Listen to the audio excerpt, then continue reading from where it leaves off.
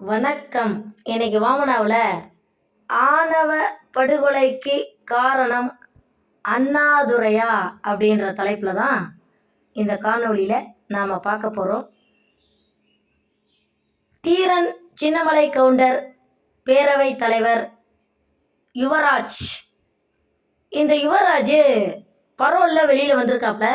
எதுக்காக அப்படின்னா, யுவராஜோட பொண்ணுக்கு பூப்புனித நீராட்டு விழா. இந்த பூப்புனித நீராட்டு விழாவில் நாடார் சமுதாயத்தை சேர்ந்த ராக்கெட் ராஜாவும் கலந்துக்கிட்டாங்க. இதில் திமுக விசிக இவங்கெல்லாம் நாடார் சமுதாயத்தை சேர்ந்த ராக்கெட் ராஜாவை எந்த விதத்துலையும் விமர்சனம் செய்யலை.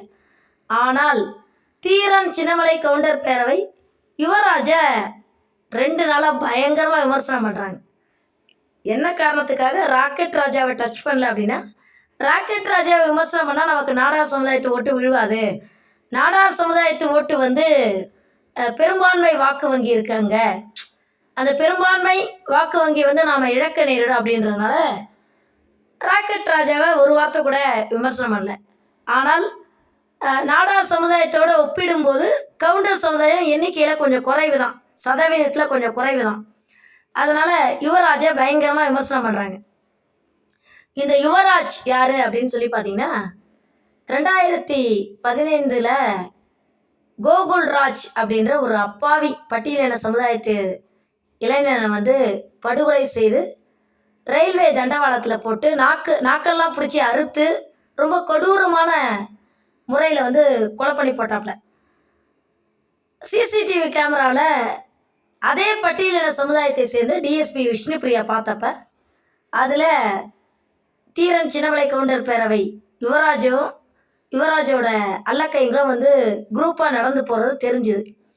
அதுக்கு பிறகு இந்த யுவராஜ் கிட்டத்தட்ட 100 நாள் தலைமறைவாக இருந்துட்டு கடைசி வரைக்கும் காவல்துறையால், ஸ்காட்லாண்ட் யார்டு போலீஸ் அப்படின்னு சொல்கிறாங்க தமிழ்நாடு போலீஸை, கடைசி வரைக்கும் காவல்துறையால் கண்டுபிடிக்கவே முடியல. அதுக்கு பிறகு தீரன் சின்னமலை கவுண்டர் பேரவை யுவராஜ் தானாகவே முன் சரண்டர் ஆனாப்ல.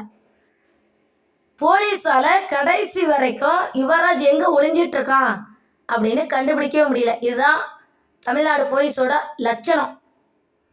உண்மையை சொல்லணும் அப்படின்னா, புலனாய்வு தன்மையில் தமிழ்நாடு போலீஸ் 0வாக இருக்குது. சரி, இப்போ விஷயத்துக்கு வருவோம். ஆணவ படுகொலைக்கு குருநாதர் யாரு அப்படின்னு சொல்லி பார்த்தீங்கன்னா, திருமாவளவன் தான். 2012 இளவரசன் திவ்யா காதல்.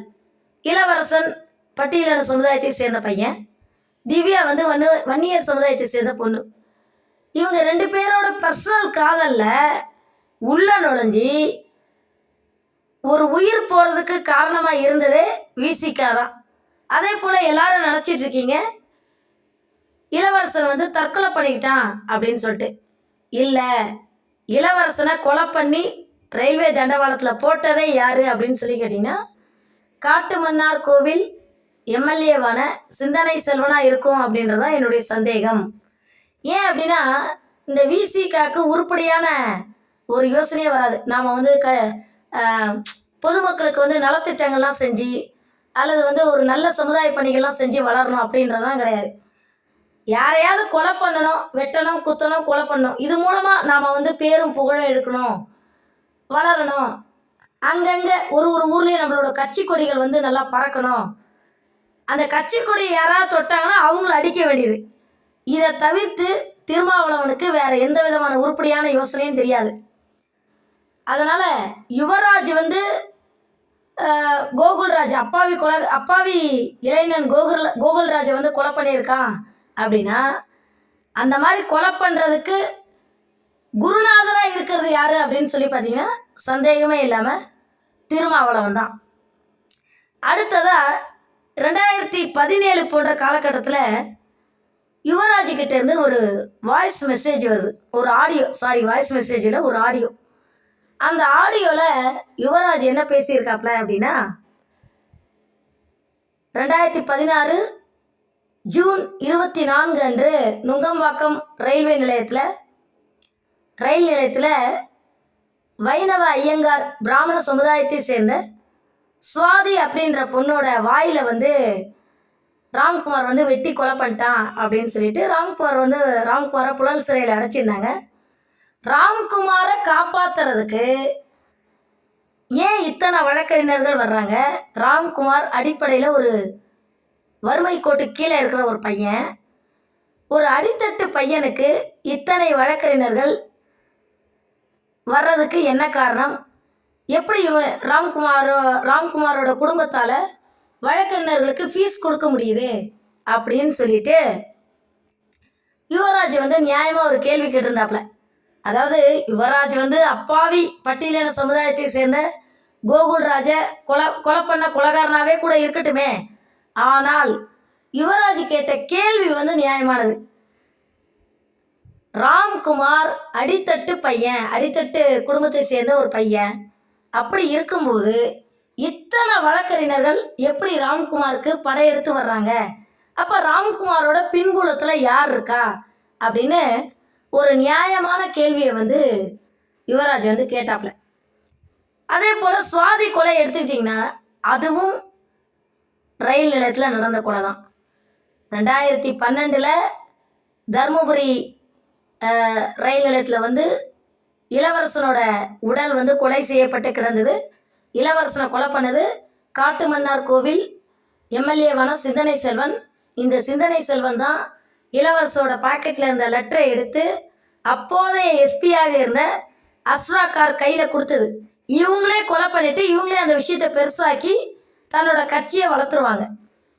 அதே போல் சுவாதிக்கும் ராம்குமாருக்கும் காதல் இருக்குது, ஒருதலை காதல் அப்படின்ற மாதிரிலாம் கொண்டு போனாங்க. அது பொய். உண்மை என்ன அப்படின்னா சுவாதியோட குடும்பம் வந்து ஒரு ஆர்எஸ்எஸ் குடும்பம். ஆர்எஸ்எஸ் குடும்பம் வைணவ ஐயங்கார். இன்னொன்று என்னென்னா சுவாதியோட அம்மா வந்து திருச்சி ஸ்ரீரங்கத்தை சேர்ந்தவங்க. செல்வி ஜெயலலிதா அப்போதைய முதலமைச்சராக இருந்த 2016 முதலமைச்சராக இருந்த செல்வி ஜெயலலிதாவும் ஸ்ரீரங்கம் வைணவ ஐயங்கார். அதனால் அது மட்டும் கிடையாது, ஜெயலலிதாவை வந்து பாப்பாத்தின்னு இவங்க திட்டுவாங்க. சுவாதியும் ஒரு பிராமண பொண்ணு அப்படின்றதுனால வேண்டுமென்றே ஆர்எஸ்எஸ் குடும்பத்தை சேர்ந்த பெண் அப்படின்ற ஒரே காரணத்துக்காக தான் சுவாதியை வெட்டி கொலை பண்ணாங்க. ராம்குமாரோட சொந்த ஊர் எது அப்படின்னா தென்காசி மாவட்டத்தில் மீனாட்சிபுரம். அதாவது இப்போதைய பேர் வந்து அது ரஹமத் நகர் சொல்கிறாங்க. அது வந்து இதில் கெசட்டில் வந்து பார்த்திங்கன்னா அது மீனாட்சிபுரம் தான் இருக்குது. இவங்களா வந்து அதை ரஹமத் நகர் சொல்லிட்டு பேர் மாற்றி வச்சுக்கிட்டாங்க. அந்த மீனாட்சிபுரம் அப்படிங்கிற மதமாற்றம் செய்யப்பட்ட ஒரு கிராமத்துலேருந்து வந்து வெட்டின பையன் தான் இந்த ராம்குமார். இந்த ராம்குமாருக்கு பின்புலத்தில் நிறைய பேர் இருக்காங்க. அதை நான் யாரெல்லாம் சொல்ல விரும்பல. அவங்க தூண்டி விட்டு தான் இந்த பையன் வந்து கொலை பண்ணான். யார் இந்த பையனை வந்து சுவாதியை வெட்ட சொல்லி அனுப்புனாங்களோ அவங்க தான் ராம்குமாரை காப்பாற்றவும் நினச்சாங்க. அதுக்குள்ளேயே ராம்குமார் தானாகவே எலக்ட்ரிக் வயரை வாயில் கடித்து செத்து போயிட்டானா, அல்லது செல்வி ஜெயலலிதா ஏதாவது சிறைத்துறை அதிகாரிகளுக்கு உத்தரவு போட்டு சிறையிலேயே கதையை முடிக்க சொல்லிட்டாங்களான்னு தெரியாது. ஆனால் ராம்குமார் மட்டும் வெளியில் வந்திருந்தா கண்டிப்பாக திருப்பி இந்த தீக்கா விசிகா இந்த குரூப்பில் ராம்குமார் கொலையே பண்ணலை அப்படின்னு சொல்லிட்டு அந்த வழக்கை திசை திருப்பி அல்லது ஜஸ்டிஸ் ஃபார் ராம்குமார் சொல்லி ராம்குமாரை காப்பாற்றியிருப்பாங்க. அது புரிஞ்சு 2016 செப்டம்பர் 18 அன்னைக்கு, அதாவது செல்வி ஜெயலலிதா ஹாஸ்பிட்டலில் போய் அட்மிட் ஆகிறதுக்கு ஒரு 4 நாள் முன்னாடி தான் ராம்குமார் வந்து மர்மமான முறையில் வந்து இறந்து போனான். அதே போல் நான் இன்னொரு வார்த்தை ஒன்று சொன்னேன். என்ன அப்படின்னா ஆணவ படுகொலைக்கு காரணம் அண்ணாதுரையா அப்படின்னு சொன்னேன். எப்படின்னு சொல்லி கேளுங்க. ஆணவ படுகொலையை எப்படி செய்யறது அப்படின்னு மற்ற ஜாதிக்கார தலைவர்களுக்கு இன்க்ளூடிங் யுவராஜ், அதாவது கவுண்டர் ஜாதிக்கு மட்டும் கிடையாது, எல்லா ஜாதிக்கார தலைவர்களுக்கும் நம்ம பெரிய ஆள் ஆகணும், யாரையாவது கொலை பண்ணி ஜாதி ரீதியாக கொலை பண்ணி ஆணவ படுகொலை செய்து நாம் பெரிய ஆள் ஆகணும் அப்படின்னு சொல்லிட்டு ஒரு நினப்பு இருக்கிற எல்லாருக்குமே குருநாதர் யாருன்னா தொல் திருமாவளவன் தான். அப்படி கொலை பண்ணிட்டு சிறைக்கு போயிடுறாங்க இல்லையா? அப்படி கொலை பண்ணிட்டு சிறைக்கு போயிட்டு கிட்டத்தட்ட ஒரு 10 வருஷம் 14 வருஷம் ஆயுள் தண்டனை அனுபவிக்கிறாங்க இல்லையா? தண்டனை அனுபவித்து அந்த குறிப்பிட்ட காலம் முடிவடைகிறதுக்கு முன்னாடியே இந்த விவாத மேடை, யூடியூப், அப்புறம் இந்த திருமாவளவன், விசிகா, தீகா, திமுக இவங்கெல்லாம் ஒரு குரூப்பாக சேர்ந்து அந்த பையன் கொலை பண்ணல. அப்புறம் இன்னொன்று திருச்சி யார் ஒருத்தவர் ஒரு யூடியூப் சேனலில் உட்காந்து பேசுகிறேன். இப்போ திருச்சி வேலுச்சாமி மாதிரி ஆளுங்களாம் என்ன பண்ணுறதுனா ஒரு கேஸை வந்து அப்படியே டைவர்ட் பண்ணுறது. உண்மையான குற்றவாளிக்கு வக்காலத்து வாங்கி அந்த உண்மையான குற்றவாளியை வந்து கொலை வழக்கில் இருந்து தப்பிக்க வைக்கிறது. முதல்ல அதுக்கு ஒரு முற்றுப்புள்ளி வைக்கணும். இவங்க என்ன பண்ணுறாங்கன்னா ஒரு கொலையை யாரையாவது வச்சு பண்ண வைக்கிறது. அதுக்கப்புறம் அவன் கொலை பண்ணவே இல்லை, வேற யாரோ பண்ணிட்டு ஓடி போயிட்டான், ஒரு அப்பாவி இளைஞனை நீங்கள் பிடிச்சி வச்சிருக்கீங்க அப்படின்னு சொல்லிட்டு இந்த திருச்சி வேலுச்சாமி, தொல் திருமாவளவன், திமுக இவங்களாம் ஒரு குரூப்பாக சேர்ந்து பொய் சொல்லி உண்மையான குற்றவாளியை காப்பாற்றிடுறாங்க. ஆனால் இவங்க மட்டும் கொலை குற்றவாளியை காப்பாற்றலாம். ஆனால் அதே வந்து யுவராஜ் வந்து டைரெக்டாக இறங்கி யுவராஜ் கொலைகாரன் தான், நான் இல்லைன்னா மறுக்கவே இல்லை. சிசிடிவி கேமராலேயே கொலை பண்ணிட்டு போனது சிக்கி இருக்கு.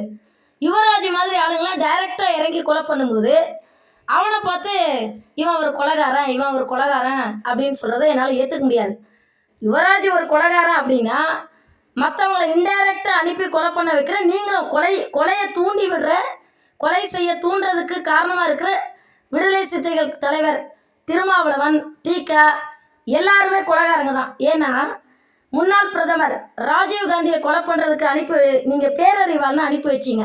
பேரறிவாளன், நளினி, முருகன் இவங்களையெல்லாம் அனுப்பி வச்சதே நீங்கள் தான். அப்போ யுவராஜ் கொலைகாரன் அப்படின்னா பின்னாடி ஒளிஞ்சுக்கிட்டு இருந்துட்டு மற்றவங்கள கொலை செய்ய தூண்டி விடுற நீங்களும் கொலைகாரங்க தான்.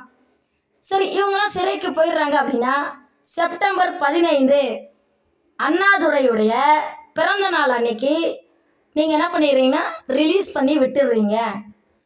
அப்போ அண்ணாதுரையோட பிறந்த நாள் வந்து கொலைகாரங்களுக்கெல்லாம் உதவியாக இருக்குதா அப்படின்ற கேள்வியை நான் முன்வைக்கிறேன். திருப்பியும் சொல்கிறேன், கொலைகாரங்க ஜெயிலுக்கு போயிட்டு வெளியில் தப்பிக்கிறதுக்கு அண்ணாதுரையோட பிறந்த நாள் உதவியாக இருக்குதா? அப்போ அண்ணாதுரையை பார்த்தாலே எனக்கு ரொம்ப அருவருப்பாக இருக்குது. ஏன்னா கொலை குற்றவாளிகள்லாம் ஜெயிலுக்கு போயிட்டு ரிலீஸ் ஆகிறதுக்கு அண்ணாதுரையோட பிறந்த நாள் தான் ஒரு காரணமாக இருக்குது. முதல்ல இந்த சிறைக்கு போகிற கைதிகள்லாம் அண்ணாதுரையோட பிறந்த நாள் அன்னைக்கு ரிலீஸ் ஆகிறதுக்கு ஒரு முற்றுப்புள்ளி வைக்கணும் அப்படின்னு சொல்லிட்டு ஆணவ படுகொலைக்கு மட்டும் கிடையாது, எல்லா கொலைகாரங்களும் அண்ணாதுரையோட பிறந்த நாள் அன்னைக்கு ஆயுள் தண்டனை முடித்து வெளியில் ரிலீஸ் ஆகிறதுக்கு முன்னாள் முதலமைச்சரான அண்ணாதுரையும் தொழிலை கற்றுக் கொடுக்கறதுக்கு குருநாதரா விசிக தலைவர் திருமாவளவனும் காரணமாக இருக்காங்க அப்படின்னு சொல்லிட்டு இந்த காணொலியை முடிச்சுக்கிறேன். நன்றி, வணக்கம்.